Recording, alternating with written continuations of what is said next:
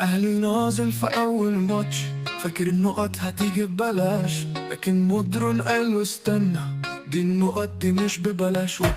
زيزو بيعمل اسيستات ومرعي بيطير في الكورنرات، لكن القصة مش خالصة، الهدف التاني جاب صداع. أول نقطتين طاروا يا قلبي طاروا، تعادل في أول جولة والحلم اتأجل بكرة، والجمهور مستغرب بيقول يا ولا ايه ده احنا كنا في الجول جول جول، لقيناها اوف سايد فجأة.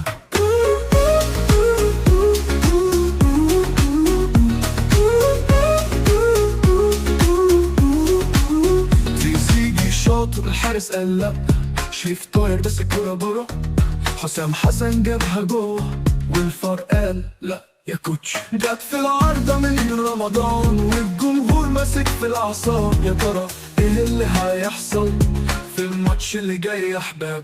أول نقطتين طاروا يا قلبي طاروا، تعادل في أول جولة والحلم اتأجل بكرة، والجمهور مستغرب بيقول يا ولا ايه ده احنا كنا في الجول جول جول، لقيناها اوف سايد فجأة.